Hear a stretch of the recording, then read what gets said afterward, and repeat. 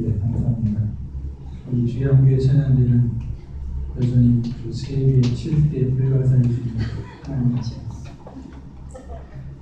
아주 소수의 논의지만 잘했습니다. 우리 옆에 있는 분하고 인사하시겠는데요. 자매님, 예수님의 사랑으로 사랑합니다. 시작.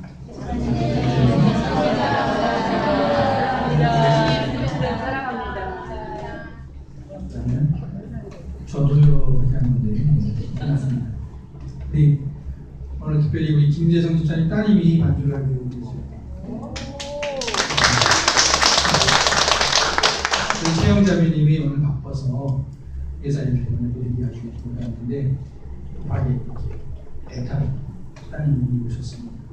감사드리고요. 이름은 김다혜 아닙니다. 고3 학생입니다. 고3 학생이고 잘하면 우리 조남혁 장모님과 김다숙 강사님의 후배가 될 수도 있습니다.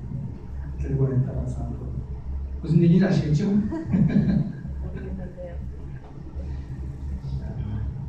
우리는 예수님을 주님이라고 부르죠. 주님. 또 우리가 흔히 누구를 주인 혹은 주님이라고 부르기도 합니다. 예를 들어서 우리가 세들어 사는 사람들은 자기가 세들어 사는 집의 주인을 집주인이라고 하죠. 또 옛날에 부인들은 자기 남편을 우리 주인 어른이라고 부르기도 했습니다. 우리 주인 어른이 이렇게 얘기하죠. 가장이라는 뜻입니다. 성경에도 보면은 사라가 아브라함을 주라고 불렀다라고 했습니다. 회사원들은 자기 회사 사장을 오너라고 부릅니다. 오너라는 것은 주인 혹은 소유자라는 뜻이죠. 사랑하는 사람들 사이에서는 말하기를 너는 내 거, 나는 네 거 이러면서 사랑을 고백을 합니다. 우리가 예수님을 주님이라고 부르는 것은 제가 지금 예를 든 경험은 다른데요.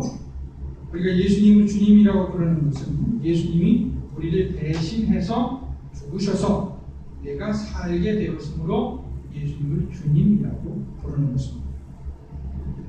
예수님은 우리 개인의 주님이 되실 뿐 아니라 우리 교회의 주인이 되십니다.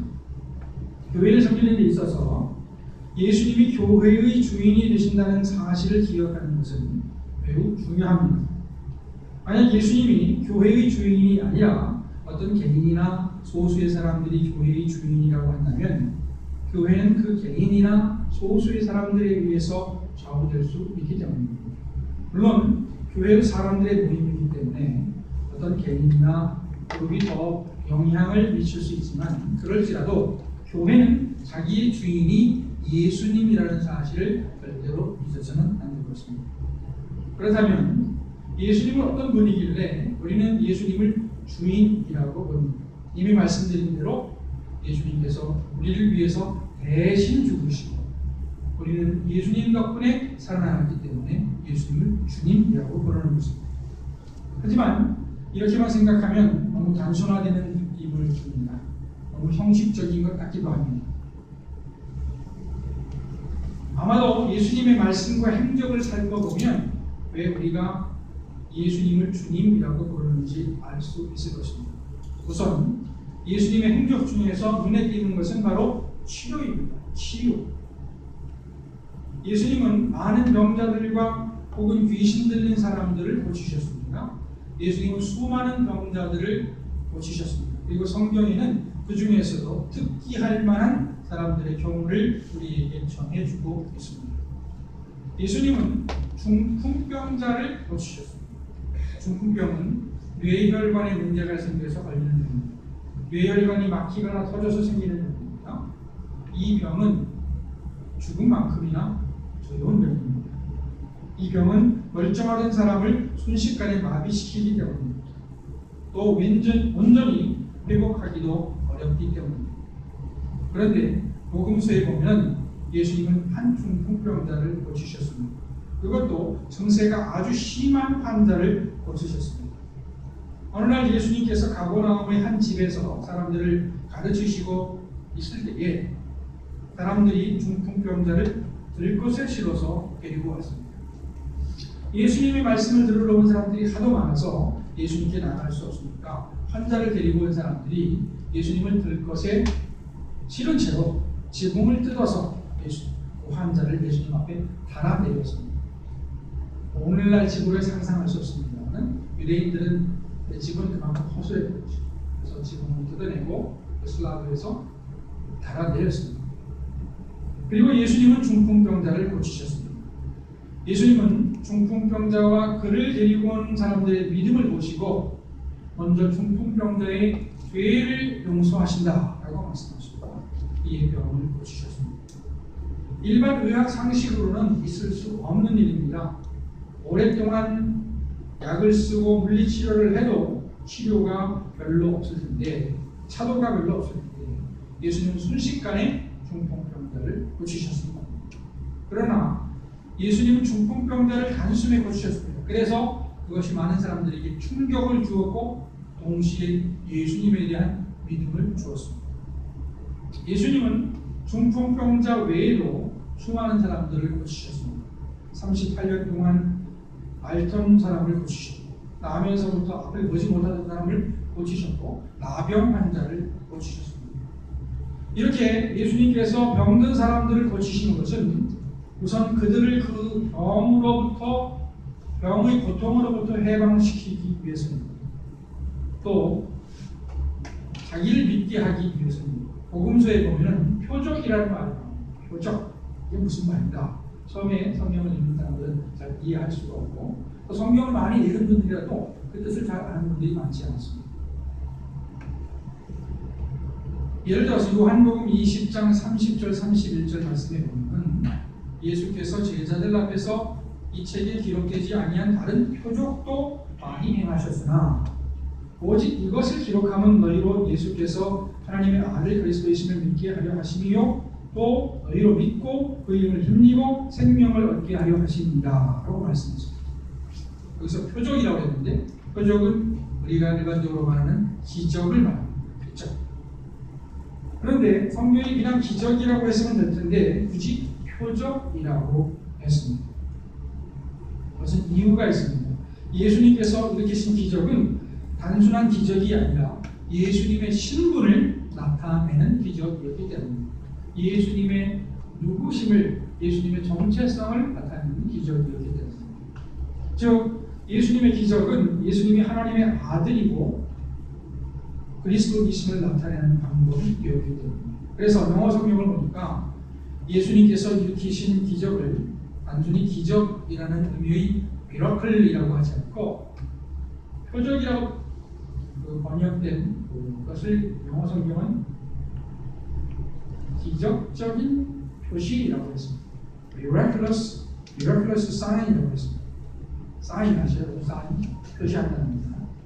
우리도 흔히 사인이라는 말을 많이 씁니다. 우리가 이렇게 서명한다는 의미의 사인이 아니라 표시한다는 의미의 사인입니다.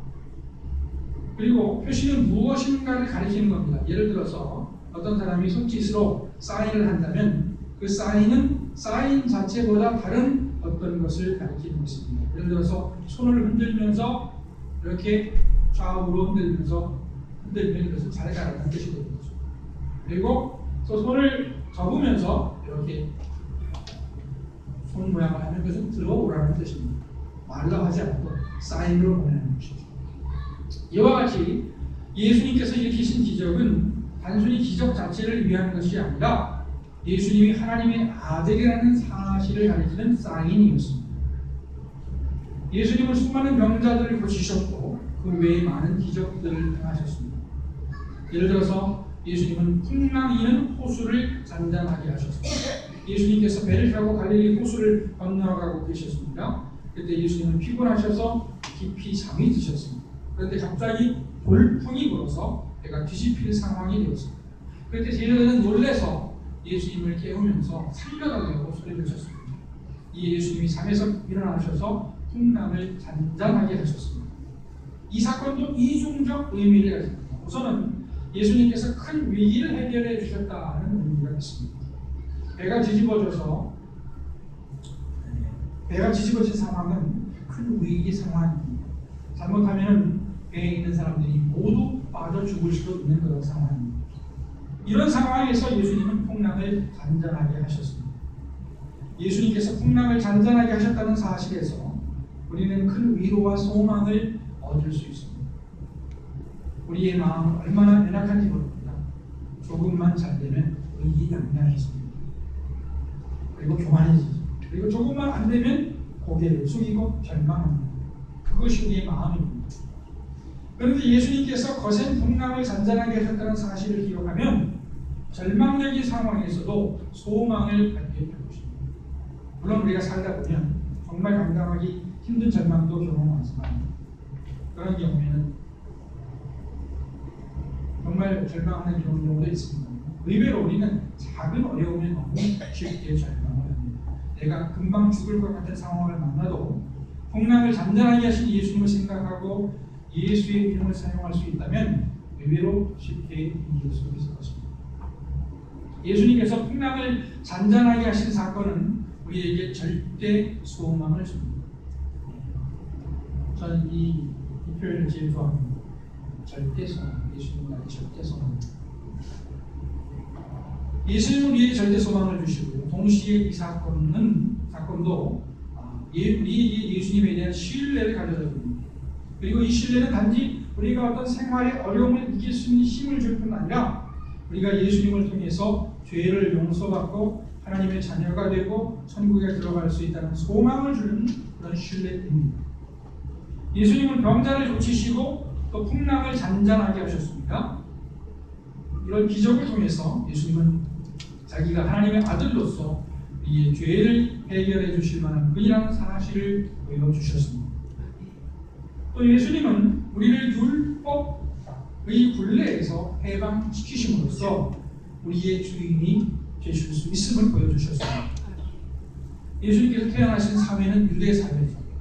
그리고 유대 사회에서는 율법이 절대적으로 중요한 거죠. 우리 물론 조선시대에도 유교 어떤 이념이 우리나라를 다스렸습니다만 예수님 당시에도 율법이 유대 사회를 지배하고 있었습니다. 그런데 복음서에 보면 율법 문제로 예수님과 바리새인 혹은 서기관들과 갈등이 있었습니다. 바리새인들이나 서기관들은 율법을 잘 알고 철저히 율법을 지키려고 하는 사람들입니다. 그런데 이들은 율법 문제를 가지고 예수님에게 일종의 시비를 걸었습니다. 예를 들어서 예수님의 제자들이 안식일에 밀밭 사이로 가면서 밀 이삭을 비벼 먹었을 때 바리새인들은 예수님의 제자들이 안식일법을 어긴다고 생각했습니다. 밀 이삭을 비벼 먹는 것은 안식일에 일하지 말라는 율법을 어긴 것이 된다는 것입니다. 또 한 번은 예수님의 제자들이 손을 씻지 않고 밥을 먹었는데 이것도 음식을 먹기 전에 손을 씻어야 한다는 율법을 어긴 것이라는 것입니다. 이것은 율법이라기보다는 그 율법 후에 모세의 율법 후에 주어진 시행 규칙 정도가 되는 것입니다. 그러나 예수님은 두 경우 다 자기 제자들을 옹호하셨습니다. 밀 이삭을 잘라 먹은 일에 대해서는 다윗이 제사장만 먹을 수 있는 진설병을 먹은 일이 있다라고 말씀하시면서 제자들을 옹호하셨고 또 손을 씻지 않고 음식을 먹었다는 비난에 대해서는 입으로 들어가는 것이 사람을 더럽게 하는 것이 아니라 입에서 나오는 것이 즉 마음속에서 더러운 것이 나온다고 말씀하셨습니다. 이렇게 제자들의 편을 드셨습니다. 율법에 대해서 예수님은 형식적인 것보다 그 정신을 살리려고 하셨던 것 같습니다. 바리새인들이나 서기관들은 외적으로 율법을 지켰지만 율법이 원래 지향하고자 했던 율법의 정신은 잊어버리고 너무 지나치게 율법을 강조하다 보니까 무리가 따르고 사랑이 결여되었던 것 같습니다. 그리고 시비거리만 생기게 된 것이죠. 예를 들어서 앞에 언급한 이삭을 잘라먹은 경우를 들었습니다. 하나님은 모세를 통해서 안식일을 지키라고 말씀하셨습니다. 그리고 안식일의 핵심 목적은 쉬는 것이고 또 하나님께 예배를 드리는 것입니다. 물론 쉬기 위해서는 일을 금하는 것이 필요하겠습니다만 밀 이삭을 조금 잘라 먹은 것까지 문제를 삼은 것은 한마디로 인간미가 없는 율법주의라고 말할 수 있을 것입니다. 물론 바리새인들이나 서기관들도 할 말은 많을 것 같습니다. 하나하나 양보하다 보면 안식일에 일하는 것을 전면적으로 허용하게 될 것이다. 그러니 아예 싹부터 자르는 것이 좋겠다라고 말할 수 있을 것입니다. 그러나 무엇이든지 지나치게 되면 문제가 생기죠. 일하지 않고 쉬는 것은 좋으나 일이라고 규정할 만한 일이 아닌 것을 가지고 다른 사람을 판단하고 정죄한다면 그것은 심각한 문제가 될 수 있을 것입니다. 안식일이 사람을 위해 있는 것이지 사람이 안식일을 위해 있는 것이 아니라고 하신 것을 보면 예수님은 단지 형식을 지키는 것보다 안식일 정신을 지키려고 하셨던 것 같습니다. 예수님은 자기를 안식일의 주인이라고 말씀하셨습니다. 이 말씀은 예수님께서 안식일 문제에 대해서 해석할 권한을 가지신다는 의미가 있는 것이고 그만큼 권위가 있다는 의미가 있는 것입니다. 그런데 이렇게 예수님께서 말씀하심으로써 사실은 예수님께서 모세를 뛰어넘게 된 것입니다. 유대인들에게 있어서 모세는 절대적인 위치를 차지하는 사람입니다. 모세는 이스라엘을 애굽에서 이끌어낸 사람이고 하나님에게서 율법을 받아서 이스라엘에게 전해준 사람입니다. 한마디로 하나님의 대리자입니다. 어떻게 보면 하나님이라고 말할 수도 있을 정도입니다. 그런데 예수님은 자기가 안식일의 주인이라고 말씀하셨고 이것은 마치 예수님께서 모세의 권위에 도전하는 것처럼 보일 수도 있었습니다. 그러나 그럼에도 불구하고 예수님께서는 자기가 안식일의 주인이라고 말씀하실 수 있었던 것은 예수님이 실제로 모세를 뛰어넘는 하나님의 아들이셨기 때문입니다. 따라서 예수님은 율법을 해석하심으로써 거기서 율법의 굴레에 얽매여 있는 사람을 해방하실 수가 있습니다. 그렇다고 율법이 의미가 없다는 것은 아닙니다. 예수님 말씀대로 예수님은 율법을 폐하신 것이 아니라 완성하신 것이기 때문입니다. 율법의 형식만 따진다면 예수님은 마음까지도 이루하셨기 때문입니다. 어쨌거나 예수님은 모세를 뛰어넘는 권위를 보여주심으로써 우리의 주인이 되실 만한 분이라는 사실을 증명해 보이셨습니다. 마지막으로 예수님은 죽음으로써 자기가 우리의 주인이 되실 만한 분이라는 사실을 보여주셨습니다. 예수님은 십자가에 못 박혀 죽으셨습니다. 예수님은 십자가를 지지 않을 수도 있었습니다. 도망치실 수도 있었고요. 자기가 하나님의 아들이 아니라고 부인하시기만 하면 십자가를 지지 않으실 수 있었습니다. 물론 그렇게 되면 예수님께서 우스운 사람이 될 수 있었겠습니다. 만약에 생명을 부지하는 것을 제 목적으로 삼았다면 그렇게 하실 수도 있었다는 것이죠. 그러나 예수님은 십자가를 지셨습니다. 왜냐하면 그렇게 함으로써 하나님의 뜻을 이룰 수 있다고 믿으셨기 때문입니다. 그리고 하나님의 뜻대로 바로 예수님께서 인간의 죄를 대신 지시고 죽으신 것이죠. 오늘 읽은 말씀, 마태복음 1장 18절에서 25절 말씀인데 이 말씀에 보면 이런 말씀이 나옵니다. 아들을 낳으리니 이름을 예수라 하라. 이는 그가 자기 백성을 그들의 죄에서 구원할 자이심이라 하니라. 여기서 이제 예수라는 말은 하나님께서 이제 구원하신다는 뜻이 되겠는데 이름을 부여한 것이 되겠고 예수님께서 하실 일을 말씀하신 것이 되겠습니다. 자기 백성을 그들의 죄에서 구원할 분으로 나섰다는 사실을 말하고 있는 것입니다. 우리는 예수님을 주님이라고 부릅니다. 주님. 그것은 예수님께서 우리의 죄를 대신 지고 죽으셔서 하나님께 나아갈 수 있는 길이 되셔서 우리를 사셨다고 믿기 때문입니다. 지금은 대림절 기간입니다. 대림절, 오늘 초를 세기를 하는데요. 대림절 세 번째 주다 하는 얘기죠. 대림절이라는 것은 기다리는 절기라는 것입니다. 이 대림절에는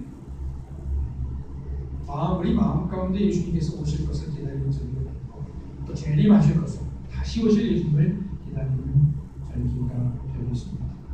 성탄을 앞두고 예수님께서 우리 마음 가운데 우리 주양교회 교우를 한 분 한 분 마음 가운데 우리 주양교회 가정 한 가정 삶 가운데 우리 주양교회 가운데 주님으로 임하셔서 우리를 다스려 주시기를 바라겠습니다. 기도하시겠습니다.